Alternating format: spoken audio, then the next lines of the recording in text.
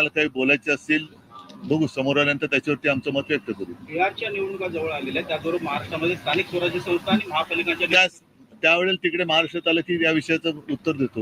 उपराष्ट्रपती पदाच्या निवडणुकी संदर्भात चर्चा सुरू आहे. जर मराठी उमेदवार एनडीएने दिला तर या अगोदर देखील असं झालंय की मराठी उमेदवार असताना तुम्ही पाठिंबा दिला होता, तर अशा पद्धतीने जर मराठी उमेदवार आला आपण या सगळ्या शक्यता ज्या वेळेला जाहीर होतील तेव्हा बोलूया. कारण उगाच आपण त्याच्यावरनं त्यांच्या मनात काय आपण कशाला हे करायचे, तर तेव्हा जेव्हा तो विषय समोर येईल तेव्हा बघू ना. आपण मराठी उमेदवार असेल तर समोर आधी येऊ दे, आपण बघू त्याच्यानंतर. म्हणजे असं मग मराठी आलं, मग बंगाली आले, मग तमिळ आलं, मग पंजाबी आलं, असं करण्यात काय अर्थ आहे? त्यांच्याकडनं येऊ तर ते. पहिला महत्वाचा विषय की पहिलं उपराष्ट्रपतींना तडकाफडकी काढलं का आणि उपराष्ट्रपती महोदय आता आहेत कुठे, हा विषय महत्वाचा आहे. त्याच्यामुळे त्याच्यावरती चर्चा झाली पाहिजे. आणि 2-3 वर्ष जे उपराष्ट्रपती राहिले ते आहेत कुठे, ह्या मुद्द्यावरती चर्चा झाली पाहिजे. गेल्या वेळी तुम्ही त्यांना भेटला होता, तर आता काही विषय आहे का की ते भेटत होते विरोधी पक्षांच्या नेत्यांना? त्यामुळे मला काय माहित नाही. त्याच्यानंतर आता भेटले तर मी बोलू शकेन, पण भेट घ्यायची झाली तर ते आहेत कुठे माहिती नाही. सर, हिंदी में एक बार बोलेंगे कि जो आज इंडिया गठबंधन की बैठक होने वाली है उसमें आप मतदार मोहिमेवरून सुद्धा चर्चा सुरू आहे. आज राहुल गांधी क्या करू पहिले मी नहीं क्या हो, उनका मराठी पूरा होने तो फिर पूरा हम हिंदी में कर देंगे. बिहार मध्ये देखील आता मतदारावरून गोंधळ सुरू आहे. दररोज आंदोलन होत आहे, संसद सुरू नाहीये, तर त्यावरती तुमची भूमिका काय? बघा, आता मग मी याला तुमच्या प्रश्नाला धरून उद्याचा पण प्रश्न घेतो. एकूणच आता या निवडणुका प्रत्येक राज्याच्या त्यांच्या वेळेप्रमाणे होणार. मग बिहार होईल, उत्तर प्रदेश होईल, दरम्यान महाराष्ट्राच्या स्थानिक स्वराज्य संस्था होतील. आता बिहारमध्ये जो काय मतदार याद्यांचा घोळ झाला त्याच्यामध्ये आता अंतिम निर्णय काय आलेला आहे कल्पना नाही, पण त्याच्यात आलं होतं की स्वतःची ओळख तुम्ही पटवून द्यायची मतदारांनी, बरोबर ना? म्हणजेच याचा अर्थ देशात अघोषित एनआरसी लागू झालाय का, या विषयावरती पण आपण बघितलं पाहिजे. कारण जेव्हा एक सीए आणि एनआरसी विषय गाजला होता, दिल्लीमध्येच त्याच्यावरनं रान पेटलं होतं, अनेक ठिकाणी त्याच्या विरुद्ध आंदोलनं झाली होती, विशेषतः आसाममध्ये एनआरसीच्या विरुद्ध आंदोलन झालं होतं. आणि साधारणतः विषय हाच होता की तुम्ही तुमची ओळख पटवून द्या. तर एनआरसी आता देशभर लागू केलाय का ह्याचं स्पष्टीकरण निवडणूक आयोगाने द्यायला पाहिजे. पण सुप्रीम कोर्टाने पुन्हा काहीतरी आदेश दिलाय.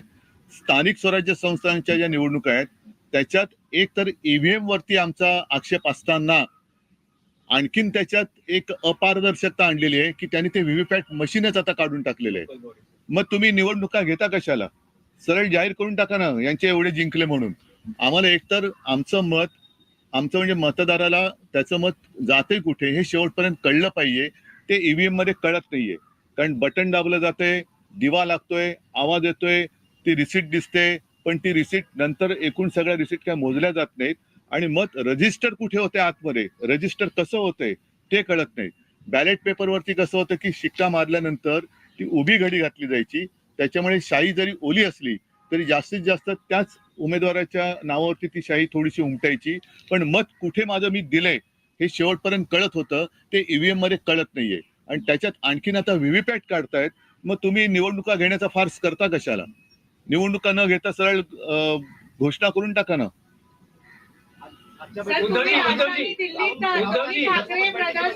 राज ठाकरे याच्या संदर्भात पण चर्चा होणार आहे का? कारण नाही, मला काय माहिती नाही. आणि त्याच्यावर चर्चा करण्याची दुसऱ्याला कोणाला गरज नाही. काँग्रेसची भूमिका दुसऱ्या कोणाला त्याच्यावर चर्चा करण्याची गरज नाही. आम्ही आमची भूमिका ठरवायला आम्ही समर्थ आहोत. योगायोग असा आहे की तुम्ही दिल्लीत आहात आणि त्यावेळेस राज्याचे उपमुख्यमंत्री एकनाथ शिंदे त्यांना ते त्यांनी काल अमित शहा आणि नरेंद्र मोदींची भेट घेतली. बघा, मला त्यांचं असं म्हणणं आहे की आम्ही जे दुसरे म्हणजे तुम्ही जे आलेले आहात ते ज्यांनी बाळासाहेबांनी ज्यांना विरोध केला त्या मार्गाने ते निघालेले आहेत आणि आम्ही लोककल्याणकारी मार्गाकडे निघालेलो. त्यांचं एवढे ते त्यांचा विचार किंवा त्यांच्या याला उत्तर देण्या एवढे ते काही महान नाहीत. शेवटी गद्दार हा गद्दार असतो, त्याच्यामुळे गद्दाराच्या मताला मी काही किंमत देत नाही. पण ज्या त्यांना ठीक आहे, घ्याव्या लागतात उद्धवजी त्यांच्या मालकाला ते भेटायला आले असतील तर त्यांच्या मालकाला ते भेटायला आले असतील तर आपण त्याच्यावर काय बोलू शकतो? सर, तुम्ही इंडिया ब्लॉकचे पार्ट आहात. दोन्ही ठाकरे ब्रदर्स एकत्र आल्यानंतर तुम्ही पहिल्यांदा राजधानी दिल्लीत आलात. त्यात जेव्हा इंडिया ब्लॉकची बैठक होणार त्यात मी उत्तर दिले. नाही, पण त्यात म्हणजे ठीक आहे, पुढे हे होणार एक का? विषय जो अतिशय महत्वाचा आणि लागतोय सकाळपासून तो म्हणजे ट्रम्प टॅरिफ संदर्भातला. आता 50% ट्रम्प टॅरिफ आपल्याला लागू होणार आहे. सिंदूर असेल किंवा आता जे ट्रम्पनी लागू केलेलं टॅरिफ असेल, पंतप्रधान यावरती कुठेच बोलताना दिसत नाही. आज तुम्ही आला तर बोलता जाणार. तुमचा प्रश्न हा देशाच्या दृष्टीने खूप महत्वाचा प्रश्न आहे, कारण ह्याचा फटका हा सर्वसामान्यांना पण बसणार आहे. ट्रम्प आपल्या देशाची म्हणजे मोदींची अक्षरशः थट्टा करतायत, खिल्ली उडवतायत आणि आपण त्यांना अजिबात एक अवाक्षराने सुद्धा उत्तर देऊ शकत नाही आहोत. त्यांना जाब विचारणं तर सोडाच, पण त्यांना एका अक्षराने काही उत्तर देऊ शकत नाही आहोत. शेवटी आपला देश, आपल्या देशाचं सरकार चालवतोय कोण? देशाचं सरकार चालवतोय कोण? आणि म्हणून तुमच्या कदाचित आठवणीत असेल की शिवसेनेचा वर्धापन दिन जेव्हा झाला 19 जूनला, त्यावेळेला मी माझं एक मत व्यक्त केलं होतं की आज आपल्या देशाला पंतप्रधानांची गरज आहे, आपल्या देशाला परराष्ट्र मंत्र्यांची गरज आहे, संरक्षण मंत्र्यांची गरज आहे, गृहमंत्र्यांची गरज आहे. आजचे जे पंतप्रधान, गृहमंत्री, संरक्षण मंत्री आहेत ते भाजपाचे आहेत, कारण ते प्रचारामध्ये जातात. अगदी सिंदूर म्हणजे पेहलगामचा हल्ला झाल्यानंतर सुद्धा मोदीजी आले, पंतप्रधान म्हणून देशाचे असते तर ते पेहलगामला गेले असते, पण ते बिहारला गेले. त्याच्यामुळे हे सगळे भाजपाचे प्रचार मंत्री आहेत. एकूणच हे सरकार अपयशी, असफल आणि असहाय्य आहे. यांना कोणती परराष्ट्र नीती नाही. परराष्ट्र नीती यांची पूर्णपणाने अपयशी ठरलेली आहे. कोणतेही असं खंबीर धोरण नाही. म्हणजे एकदा अमेरिका तिकडनं डोळे वटारत असताना आपले मला वाटतं हे कुठे गेले डोल, रशिया, पंतप्रधान चीनला चाललेत. आता असं म्हणतात, मला माहिती नाही, तुमच्याकडे माहिती असेल की चीन बरोबरचे संबंध हे सुद्धा त्यांच्या मित्रासाठी काहीतरी नवीन दरवाजे उघडतात की काय. पण हे केवळ मित्रासाठी बघताना देशाची वातावत होते. त्याच्याकडे आपल्या सरकारने लक्ष दिलं पाहिजे. आणि एकूणच परत सांगतो की हे सर्वच बाबतीत, विशेषतः परराष्ट्र नीतीमध्ये पूर्णपणे अपयशी ठरलेलं सरकार आहे. सर, क्रिकेट खेळत होते पाकिस्तानसोबत मात्र क्रिकेट खेळलं जाणार आहे, त्याला कुठे विरोध होताना पाहायला मिळत नाही सरकारकडनं. एकीकडे ऑपरेशन सिंदूर बद्दल बोलायचं, क्रिकेटची सामने नाही, हे या सरकारला काही तशी नीतिमत्ता राहिलेलीच नाहीये. म्हणजे पाकिस्तान आपला दुश्मन आहे जे शिवसेना प्रमुख सांगायचे, तेव्हा इकडे दिल्लीमध्ये सुद्धा आम्ही मॅच रोखली होती, मुंबईमध्ये रोखली होती की जोपर्यंत दहशतवादी कारवाया पाकिस्तान थांबवत नाही तोपर्यंत पाकिस्तान सोबत कोणतेही संबंध ठेवता कामा नयेत. आणि माझ्या आठवणीप्रमाणे सुषमा स्वराज पण याबद्दल बोलल्या होत्या की आपण पाकिस्तानची क्रिकेट खेळता कामा नये. यांना हे मतलबाचं बघतात. म्हणजे आपल्या इकडे आम्हाला, म्हणजे आपल्याला सगळ्यांना देशप्रेमाचे सगळे धडे देतात आणि हे स्वतः म्हणजे अगदी जय शाह सकट आमच्या इथल्या पण मंत्र्यांची आणि इतर सुद्धा मंत्र्यांची मुलं बाळं दुबईला जाऊन पाकिस्तान बरोबरचा क्रिकेट सामना एन्जॉय करतात. हे देशभक्त असू शकत नाही. हे सच्चे देशभक्त नाहीत. देशभक्तीची जर व्याख्या करायची असेल तर सच्चा देशभक्ताने पाकिस्तान जोपर्यंत आपल्या सोबत ज्या दहशतवादी कारवाई करतो त्या थांबवत नाहीत तोपर्यंत पाकिस्तान बरोबर कोणतेही संबंध ठेवू नयेत. आणि ते ठेवणार नसेल तो सच्चा देशभक्त आहे.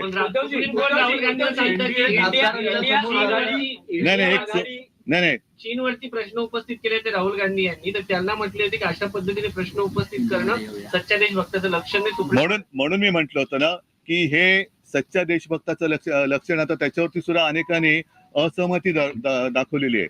आता माझं म्हणणं असं आहे की सुप्रीम कोर्टाचा आदर ठेवून घटनेप्रमाणे 10 शेड्यूल 10 प्रमाणे जे काही लोकशाही वाचवण्यासाठीचा जो निकाल आहे त्याला 3 वर्ष झालेली आहेत, अजूनही निकाल लागत नाही. घटनेचा सन्मान आपल्या देशात राखला जातोय की नाही हे सुद्धा संपूर्ण देशातले देशभक्त वाट बघतायत. त्याच्याबद्दल सुद्धा सुप्रीम कोर्टाने आम्हाला अवगत करावे. खासदारांच्या बैठकीमध्ये नरेंद्र मोदींनी बाळासाहेब ठाकरेंचा उल्लेख केलाय आणि त्याचवेळी अमित शहाचं पण कौतुक केलंय. तुम्ही कसं पाहताय? नाही, मी काय बघत नाही त्याच्याकडे. इंडिया आघाडी विखुरलेली दिसते आहे. इंडिया आघाडी विखुरलेली दिसते, यासाठी आप इंडिया आघाडीतून बाहेर पडलेला आहे. ममता बॅनर्जींची वेगळी भूमिका आहे. अशा वेळेस महाराष्ट्राचं राजकारण बदलत असताना आणि 2 बंधू एकत्र येत असताना शिवसेना उद्धव बाळासाहेब ठाकरे हा पक्ष इंडिया आघाडीत राहणार का? पण माझं म्हणणं की अशा कुठे काय अटीतटी शर्ती नाहीच आहेत. त्याच्यामुळे मी म्हटलं ना की आमच्या दोघांचा निर्णय घ्यायला आम्ही दोघेही खंबीर आहोत.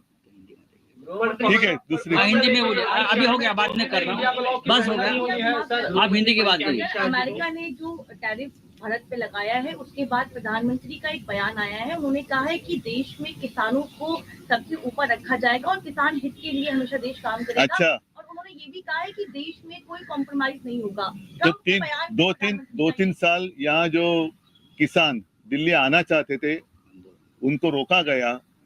6 महीने 8 महीने कई सारे किसान, ना उन्होंने गर्मी की परवाह की, ना बारिश की ना सर्दी की परवाह की। उसमें कुछ किसान तो बेचारे मर गए। तब किसान आपको याद नहीं आए? अब किसान की याद आ रही है। तब अब जो सारे लोग कहते हैं कि मैं तो किसान का बेटा हूं, मैं तो किसान का बेटा हूं, तो ये सब बेटे उस वक्त कहाँ गए थे जब उनके किसान के बेटे, मतलब जब उनके पिताजी अनशन पर बैठे थे, दिल्ली आने नहीं दिया, उनके ऊपर बंदूकें रोकी गई। बीच में काय त्याला म्हणतात किले भी खेळायला काय म्हणतात हिंदी, खेळच, वो भी डाल दिए, दीवारें खड़ी कर दी और उनको नक्सलवादी कहा गया। तब आपको किसान की याद नहीं आई। तो ये सब झूठापन आहिस्ते आहिस्ते इनका नकाब फटते जा रहे, दिन ब दिन बेनकाब होते जा रहे और असली चेहरा उनका अब सामने आने लगा है। सर, इंडिया ब्लॉक की बात बैठक होनी है दिल्ली में सर, लंबे समय के बाद इंडिया गठबंधन की बैठक होने जा रही है। इस बीच आप लोग दोनों भाई भी एक साथ आए हैं, क्या दोनों साथ में जाएंगे वहाँ पे राहुल गांधी के पास? आप लोग, हम दोनों भाई समर्थ है, हमें क्या करना है हम दोनों करेंगे, उसमें तीसरे की आवश्यकता नहीं है। सर, इलेक्शन कमीशन का एक ट्वीट है जिसपे उन्होंने कहा है कि एक भी सिंगल ऑपोजिशन पार्टी ने ऑब्जेक्शन रेज नहीं किया है ये एसआईआर पे, बिहार के इलेक्शन आप बताओ। नहीं, एक मिनट, इस बारे में अनिल जी आपको। बिहार राज्य में जो एसआईआर हो रहा है उसके बाद में जो 65 लाख मतदाताओं को इस सूची से निकाला गया है उसके कारण उन्होंने दिए हैं। और उनका ये कहना है कि वहाँ पे 3 से 4 हजार मतदाता स्वयं आए हैं, लेकिन 1.6 जो BLS पार्टी के तरफ से रहते हैं, जो पॉलिटिकल पार्टीज अपॉइंट करते हैं, उनमें से कोई ऑब्जेक्शंस या कोई भी उस तरह का एक्सेप्शन लिया नहीं गया है।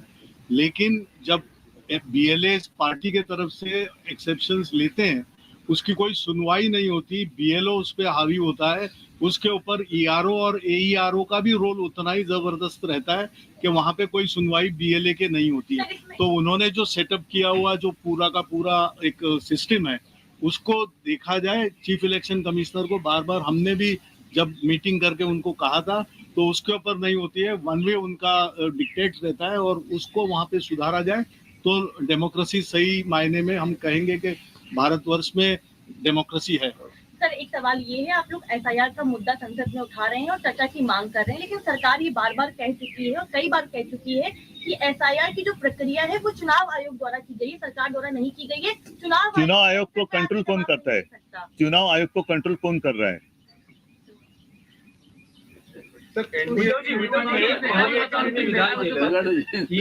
दोन भाऊ म्हणजे तुम्ही आणि राज ठाकरे, अरे आपण मुंबईत बोलू ना, आपण त्या दोन भावांना घेऊन दोन्ही भाऊ आवश्यकता नाही, म्हणजे यामध्ये तुम्हाला दुसऱ्या कुठल्या पक्षाची गरज नाही का? 2018 में भी वो चाइना गए थे, उसके बाद 2020 में नहीं, में अपने जवान शहीद हुए थे। अब 2025 में फिर एक बार चाइना जाने की बात हो रही है। इस दौरे के बारे में आपका क्या कहना है? देखो, पहले तो इन्होंने साफ करना चाहिए कि कौन मतलब अपने देश के दुश्मन है और कौन अपने मित्र है। मित्र तो फिलहाल दिखाई नहीं दे रहा है। प्रधानमंत्री जी पिछले 10 साल से लगातार पूरा चप्पा चप्पा उन्होंने वो घूमे हैं। दुनिया में आप ऐसी कोई जगह शायद बची नहीं होगी जहां प्रधानमंत्री गए नहीं। लेकिन पाकिस्तान के साथ जो अपना संघर्ष चल रहा है, अब ये बात तो खुलकर सामने आई है कि इसके पीछे चाइना भी है जो पाकिस्तान को मदद कर रहा है। तो चाइना हो या पाकिस्तान हो, हमारा दोस्त है या दुश्मन है? बीच में तो बायकॉट चाइना करके इन्होंने शुरुआत की थी बात, तो अब चाइना में क्यों जा रहे हैं? अब चाइना में क्यों जा रहे हैं? पाकिस्तान हमारा दुश्मन है या नहीं है? फिर पाकिस्तान के साथ क्रिकेट क्यों खेल रहे हैं? अगर पाकिस्तान के साथ क्रिकेट खेल रहे हैं तो वो जो हमारी माता और बहनों का सिंदूर उजाड़ गया, उसके बारे में प्रधानमंत्री जी क्या जवाब देंगे और अमित शाह जी क्या जवाब देंगे? तो ये सब इनकी, जैसे मैंने कहा ना, इनके नकाब दिन ब दिन उतरते जा रहे, एक एक नकाब उतरते जा रहे। हिंदुत्व भी एक नकाब है, वो भी उतर गया है। और देश के लिए मैं कहता हूं कि अब देश को एक प्रधानमंत्री की जरूरत है, देश को एक गृह मंत्री की जरूरत है, क्योंकि मणिपुर आज भी जल रहा है, वहां कोई जा नहीं रहा। ये तो सिर्फ पार्टियां तोड़ने के पीछे पड़े हैं। परिवार को तोड़ो, पार्टी को तोड़ो, जितने भ्रष्टाचारी है उनको पार्टी में ले लो, तो ये तो पार्टी की बात होगी, देश की नहीं। तो देश के लिए एक मजबूत सरकार की जरूरत है, मजबूत प्रधानमंत्री की जरूरत है, गृह मंत्री, सब रक्षा मंत्री हो या विदेश मंत्री हो, देश के लिए मंत्री चाहिए आज। एक चाहिए तो आप ऐसे, मैं तो विज्ञापन नहीं दे सकता कि चाहिए करके, लेकिन जब भी कोई आपत्ति आती है तो ये लापता होते हैं। सर एनडीए की मीटिंग में उन्होंने 12 महाराष्ट्र एकीकरण समिती कन्नड सक्ती मी त्याच्याबद्दल बोलणार नाही। सर ठीक है, थैंक यू। सर हाल के दिनों में महाराष्ट्र में हिंदी भाषी और मराठी के बीच में जो दिख रहा है, नहीं हो रहा है, कुछ नहीं हो रहा है। ये बीजेपी की साजिश है। हमारी भूमिका स्पष्ट है, हम किसी भाषा का द्वेष नहीं करते, लेकिन हमारे ऊपर जबरदस्ती ना करे। फिर अगर भाषा की बात करें तो जैसे हिंदी भाषी प्रांत है, वहाँ 3 भाषा कौन सी सिखाएंगे आप? क्या वहाँ तेलुगु, तमिल, पंजाबी, मराठी, उड़िया, इस भाषा का आप जबरदस्ती कर सकते हो? अभी मैं आपके साथ कौन सी भाषा में बात कर रहा हूँ? तो क्या मुझे पहली कक्षा से हिंदी कंपलसरी थी? हमारे प्रधानमंत्री और गृह मंत्री तो गुजरात से आते हैं, तो भी वो हिंदी अच्छी बात करते हैं। जो अच्छा है वो बातें अच्छी करते हैं, मतलब हिंदी बात अच्छी करते हैं। क्या उनको हिंदी भाषा पहली से कंपलसरी थी? तो जब भी जिसे वो जरूरत होती है वो सीख लेता है। तो जबरदस्ती ना करे। हिंदी भाषा के साथ हमारी कोई दुश्मनी नहीं है, लेकिन हम जबरदस्ती बर्दाश्त नहीं करेंगे। धन्यवाद, थैंक यू। चलो, जय हिंद, जय महाराष्ट्र।